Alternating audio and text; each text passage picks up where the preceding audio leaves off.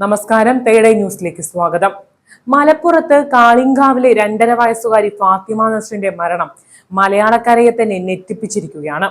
തന്റെ പിതാവിന്റെ പക്കൽ നിന്നും ഈ പിഞ്ചു കുഞ്ഞിന് അനുഭവിക്കേണ്ടി വന്നത് ഇന്നേ വരെ കേട്ടതിൽ വെച്ച് തീർത്തും ഭയാനകമായത്. കുട്ടിയുടെ തലയിലും നെഞ്ചിലുമേറ്റ പരിക്കാണ് മരണത്തിലേക്ക് നയിച്ചതെന്ന് പോസ്റ്റ്മോർട്ടം റിപ്പോർട്ട് പ്രാഥമിക നിഗമനം. തലയിൽ രക്തം കട്ട പിടിച്ചതായും തലച്ചോർ ഇളകിയ നിലയിലും വാരിയെല്ല് പൊട്ടിയതായും പരിശോധനയിൽ വ്യക്തമായി. കഴുത്തിലും മുഖത്തിലും അടക്കം മർദ്ദനമേറ്റതിന്റെ പാടുകളുണ്ട്.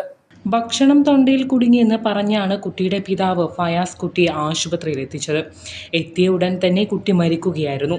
തുടർന്ന് പോസ്റ്റ്മോർട്ടം റിപ്പോർട്ടിൽ അസ്വാഭാവികത തോന്നി ആശുപത്രി അധികൃതർ പോലീസിനെ അറിയിക്കുകയായിരുന്നു. പോസ്റ്റ്മോർട്ടം റിപ്പോർട്ടിലെ കണ്ടെത്തലിനെ തുടർന്ന് കുട്ടിയുടെ പിതാവ് മുഹമ്മദ് ഫയാസിന്റെ അറസ്റ്റ് പോലീസ് ഉടൻ തന്നെ രേഖപ്പെടുത്തി. ഇയാളെ വിശദമായി ചോദ്യം ചെയ്യുകയും ഇയാളുടെ മേൽ കൊലക്കുറ്റം ചുമത്തുകയും ചെയ്തു.